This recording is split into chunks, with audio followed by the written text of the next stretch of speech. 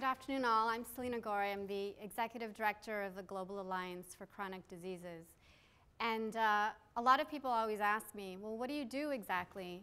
And there are lots of different ways I can answer that question. But I think the best way to explain what we do is this concept of disruptive innovation. Now, many of you are probably in business school or have been to business school.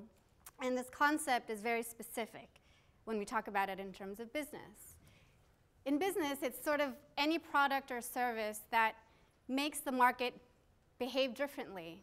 Somehow, you introduce something new, and it changes the way the different actors in the market behave. For our purposes today, I'm simply going to call disruptive innovation things that we do very, very differently. And that's what we try to focus on at the GACD. But how do we even start to think about doing things differently when there are so many forces that prevent us from doing that? And I want to suggest there are a few questions that you might ask yourself. What's your massive issue? In your life, what is the issue that keeps you up at night? What are the things that you think about on a constant basis that you want to do something about? And for us at the GACD, it's looking at chronic diseases in the developing world. For you, it might be different. For you, it might be fixing the environment. For others, as we heard this morning, it might be addressing family planning. So what is your massive issue? What's the insanity? What is the insanity that you want to change? And I like Einstein's definition of insanity, as you've already heard. Doing the same thing over and over again and expecting different results. We do this all the time. I certainly have done it a lot in my life. What inspires you? We all have to find that in each of our lives, because sometimes it is hard as hell to get up in the morning, or to go into the office, or to face that exam, or to walk into that interview. So we got to find that thing that inspires us to do that, to take that step. And last but not least, we have to love to fail. Not just expect it, but we have to love it. And we have to love it in a way that we let it teach us the things that it's supposed to teach us. So these are the things that I, along with my team at the GACD, try to incorporate into our everyday work. Now, how did I get to this position, and why do I feel so lucky to have it? I want to sort of share two processes that I went through in my life in order to, I think, prepare me for what is, I think, one of the best jobs to have. And one starts with this guy. I don't know if any of you know who this guy is, but for those of you who know basketball, who follow the NBA, this is probably one of the greatest basketball players of all time, Magic Johnson. When he announced that he was HIV positive in 1991, I was only, I think, a freshman at UCLA. If you can't tell by now, I'm American. And at the time, when you're a freshman, you sort of think, what am I going to major in? What am I going to do to make a living? And how am I going to have an impact on the planet? And so when he announced it, and by the way, I'm a big Laker fan. My whole family, we are big, massive Laker fans. We obsess about it. We watch it on Christmas Day. We do anything we can to support the team. So when he made this announcement, it took me by surprise, as it did most of the people in LA.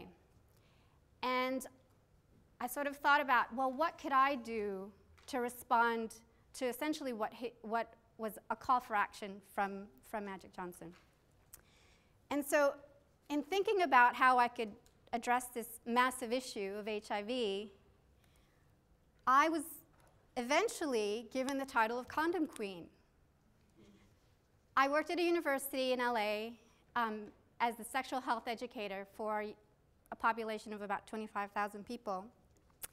And I learned how to talk about sex in a way that wasn't threatening, in a way that wasn't intimidating, and in a way that really helped young people to think about their health and their empowerment in decisions around sex. Now, that was a really fun and interesting job. I got to buy millions and millions of condoms a year. Why not? That's pretty cool. But I also wanted to have a bigger impact because AIDS wasn't just about LA, it was about something much bigger. It was in every corner of the world. And so after thinking about this problem for 15 years, I eventually landed in Angola and worked for the UN, advising the government there on how to prevent the spread of HIV. Not an easy task because A, I didn't speak Portuguese, and B, I was young and female and not African. So I had to employ my little set of questions to that situation. Having said that, it was probably one of the best experiences of my life. So let's move on to a different problem that I encountered when I was very young. I was a klutz. I was not a good athlete, and my PE teacher, Mr. Berger, would remind me that every day. I would try to run fast, I would try to jump high, I would try to do push-ups and pull-ups, to no avail. So even though I got straight A's in other classes, I got one B after another in PE. And I graduated junior high, never having achieved this goal of getting an A in PE. I even tried out for the tennis team in high school and made it, but in 4 years' time, never won a single match. Imagine 4 years of hitting the stupid ball every day and never winning a single match. And that was me. I graduated top of my class in high school, but never won a single match in tennis. And so I went back to this question of how do I define myself as an athlete? And 13 years later, came to this place. I don't know if any of you recognize this. This is Yosemite Valley in California, one of my most favorite places in the world. And 13 years after Mr. Berger gave me that B, I was climbing these walls in Yosemite. Not only climbing them, but sleeping on them in these cots that were suspended. So eventually, I realized that I wasn't a good athlete in running and jumping and doing push-ups, but I was not bad as a climber. And it took me 15 years to discover that. So what are the things that I've learned from my experiences that I bring back to the GACD? One is you have to be patient. Change takes a long, long time. The second thing is you have to challenge, as we were talking about earlier, you have to challenge the status quo. And the way I like to phrase it, you have to challenge the insanity. What is insane about the situation you're in? And at the GACD, which as our logo conveniently says, we are an alliance of funders of medical research from around the world. And these are the countries and organizations that are involved in our alliance. We challenge the insanity that things are done in silos. These funders put in billions and billions of, I have to say pounds now because we're in the UK, I'm so used to saying dollars. But they put a lot of money into research. And a lot of times, the research fails. And one of the reasons that it fails is that they're not working together. If any of you have done development in different countries around the world, you have one funder in this village, and then you have another funder in this village, and they're doing the exact same thing. They're pouring tons of money into these places, and they're not talking to each other. They're not learning from each other, and they're not working together. So our big, massive issue is chronic diseases in the developing world. Our insanity is that there's all of this money being poured into these countries, and there's no one talking to each other. So this is my mom. Brings me to the point about inspiration. What inspires me to do this work every day? I have a colleague in the audience who knows full well that we have these really big headaches that we have to solve. And so I have to find inspiration somewhere. Well, my mom died of cancer at 39. She was quite young. And in order for me to continue to do this work, which is sometimes so frustrating, I need to draw it from somewhere, and I draw it from her. She was a really inspiring person She was a chemist, raised a family of 3 girls, brought us from the Philippines to America. So did some amazing things in her life. And so when I think about giving up, I just think back to her. Now, instead of working in silos, we want these countries to work together.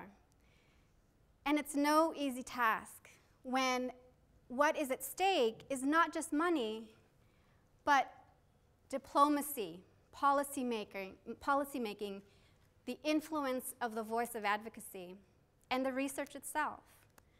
So when we sit around the table, when I'm on the phone talking to China, or I'm on the phone talking to Australia, we have to remember that there is this bigger, massive issue that we're trying to attack. And it's this thing called chronic diseases. And it's happening in faraway places. But if we work together, I think we've got a decent chance at scaling some of these big issues. So the GACD is here and very ably hosted by UCL. And what we're trying to do is encourage not just thinking about chronic diseases, but encourage thinking about disruptive innovation. And in our very small part of this work, we try to employ disruptive bureaucracy to think about how to shake things up in a way that really gets results. So I guess, in terms of how this might apply to your life, I would encourage you to find your Mr. Burger.